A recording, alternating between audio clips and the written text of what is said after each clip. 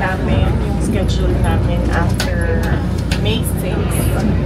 At matatapos na kami by May 9, Friday.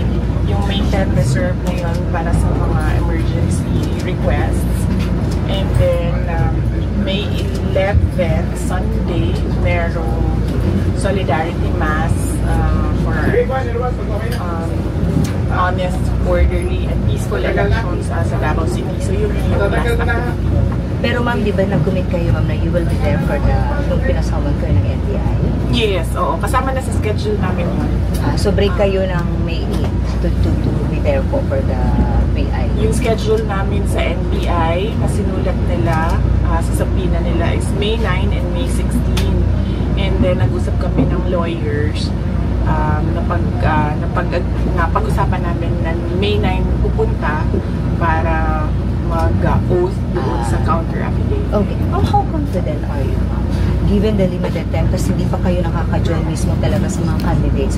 You have your own lakad, PDP has its own. How confident are you that you'll be able to have the Duterte? Well, as with any elections, no, hindi namin alam kung ano talaga yung results.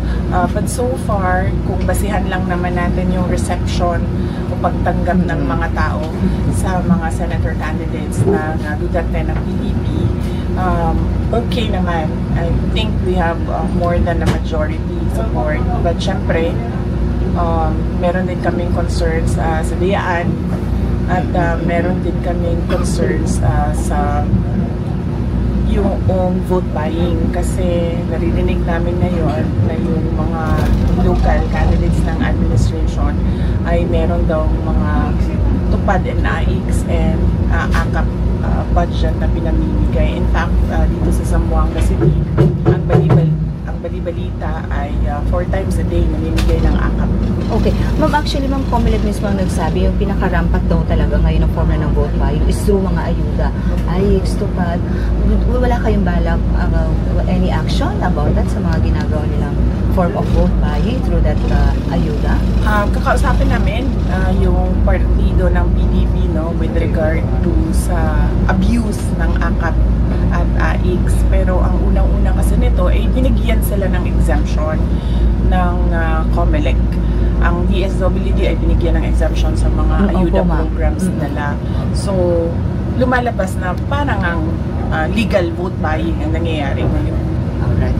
Ma'am, kahapon tinanong na namin kayo nito, pero yung about pa rin doon sa ginawang political attack sa inyong family, any latest on that, ma'am? Dahil doon sa pagpapile po ng complaint kay Congressman Pulong.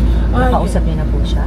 Hindi ko pa nakausap si Congressman Pulong Duterte, pero as I said yesterday, masyadong klaro yung pattern ng administration na kapag meron silang kapalipakan ay nililihis nila ang issue at yung storya doon sa papunta sa pag-atake sa kalaban nila sa politika. Alright. Ma'am, ngayon ba, like, percent na kayo na sure for the 2028? Ang daming klamo ng tao. You see that wherever you go. Yes, oo. Nakikita ko yung panawagan ng mga tao. At hindi ko lang yan nakita ngayon. Nakita ko din yan noong 2020. Yes. Nakita ko din yan noong 2019. Nandyan pa rin. Naiintindihan ko yung kagustuhan nila, pero malapit naman na ang end of 2026 at yun yung binigay sa akin na deadline ng mga campaigners para mag-announce kung tatakbo ba talaga o hindi. Sorry for asking this, Bibi. Kung sa percentage, like how many percent are you now inclined to run for 2028? Hindi ko talaga masagot yan. Subukan natin pagkatapos ng eleksyon. Pagkatapos namin mag-assess sa nangyari na eleksyon, na midterm elections, yung kampanya namin, yung ginagawa ng administration, yung rampant vote buying through government programs. So, kailangan namin tignan at i-assess. Kasi ang concern talaga kailangan kapag tumakbo, nanalo. Because otherwise, ma-frustrate yung gusto natin gawin para sa bayan. Ma'am, yung bang result ng election ngayong 2025, will it matter sa magiging decision niyo po sa 2028? Ay, hindi naman. Alright. Pero we need to think of a strategy para sa susunod na election. And itong 2025 election, ang pinaka malapit na election sa 2028 na pwedeng pag-aralan. Alright. Ma'am, recently may mga napailan po ng reklamo si Senator Ivy. May mga secretaries, may mga PNP officials, but you think meron pang mas mataas na dapat managot dun sa nangyari po ng pag-kidnap po kay PRRD? Oo. Dapat talaga managot ang Pangulo ng Pilipinas because he allowed foreign entity, a foreign organization to interfere with our national sovereignty. So, hanggang siya dapat makasuhan? Opo, kasi hindi naman mangyayari lahat yon kung walang approval ng... Dapat ipakulong si Marcos Jr. Tinatawag natin na rendition o yung pagkidnap o pagkuha ng isang citizen sa loob ng bayan niya at dalhin siya sa isang foreign jurisdiction para ipakulong doon. Hindi mangyayari yan kung walang approval ng president. Malabo na gumalaw ang mga departments ng kanya-kanya lang unless incapacitated na talaga yung president natin na hindi na talaga din niya alam kung anong nangyayari sa bayan, which also shows a pattern as well from previous statements of the president, tulad na lang yung raid o occupation ng PNP sa KOJC na hindi niya alam kung ano nangyayari sa loob at mga iba pa niyang mga statements na it doesn't make sense anymore. Okay, ma'am, the impeachment, the hearing on AJK, sa confidential fund mo, and a lot more. Sa tingin mo, meron ka pang aasahan na pwedeng gawin nila sa inyo, ma'am? You know, really yung, parang they will exhaust everything really to put the Dutertes down. Are you expecting more, ma'am?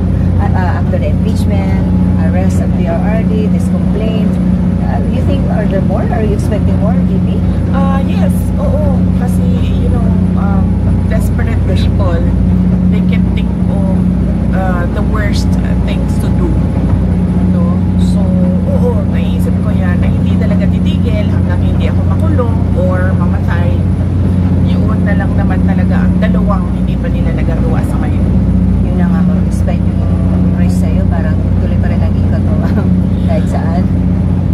Well, yes, kasi kailangan ko talaga umikot para ipaintindi sa ating mga kababayan. Yung tatlo na sinasabi ko lagi, sabi ko marami sa mga mali na nakikita natin sa ating mga komunidad ngayon ay dahil din sa maling ugali natin sa pagpili ng ating leader. Alright, ma'am, sige lang sa ito about kay Pangulong lang. Do you see any hand of local politics in Davao dito sa pagsasamba sa kanya mo? Sa tingin mo, meron din bang hand dito ang local politics, ma'am? Sa palagay ko wala. Palagay ko walang kinalaman yung mga candidates ni Marcos sa Davao City sa pag-file ng case. This is purely Philippine National Police at CIDG. Kasi hindi naman ang nagkocontrol ng mga candidates ni Pangulong Marcos doon sa Davao City ay hindi naman sila sila ang kinokontrol. Si Nograles, si Alan, si Lopez, si Campos, sila yung kinokontrol ng national at gustong isa yun sa mga strategy ng national na papagsakin yung pamilya namin. I'm sorry, have you seen the video? It's viral already on social media. Have you seen it now? I've seen a portion of the video. Hindi ko nakita yung buong video. At actually, para sa akin, okay ito na lumabas siya bago ang eleksyon para yung mga botante nakakapag-desisyon sila ng maayos kung sino yung pipiliin nila. Kasi balik na naman din tayo dito doon sa aking lecture, no?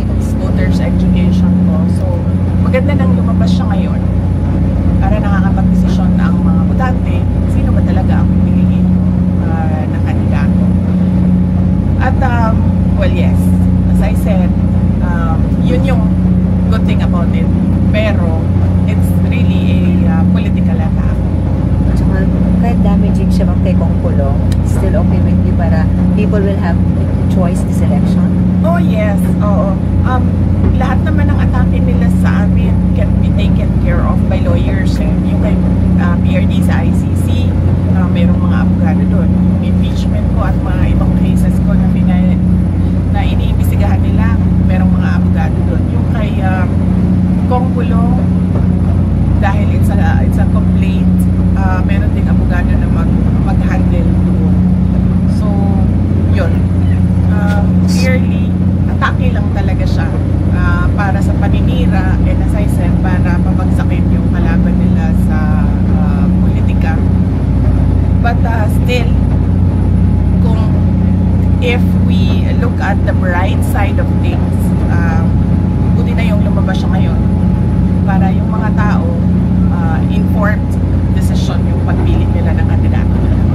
Yes, ma'am. If there's one thing you'd like to tell to the administration or to President Marcos directly, what would you like to tell him, ma'am? I mean, it's obvious, ma'am. What's ibig sabihin kung if there's I mean, kung meron man ako sasabihin sa kanya, ang problema kasi si Claire Castro lang din kasi ang sasagot sa akin hindi rin naman ng Pangulo yung sasagot. Pero kung meron akong gustong sabihin sa administrasyon ay hindi nila mababawi yung kakulangan o kawalan nila ng proyekto, ng programa at ng mga plano para sa kaunlaran ng ating bayan. Hindi nila mababawi yon by attacking their political enemies. Kasi nararamdaman ng mga tao yung gutom, yung kahirapan at lahat na problema ng bayan. Hindi naman gusto ng mga tao na atakihin nila yung kalaban nila sa politika. Ang gusto makita ng mga tao ay development projects at kapayapaan at kaunlaran.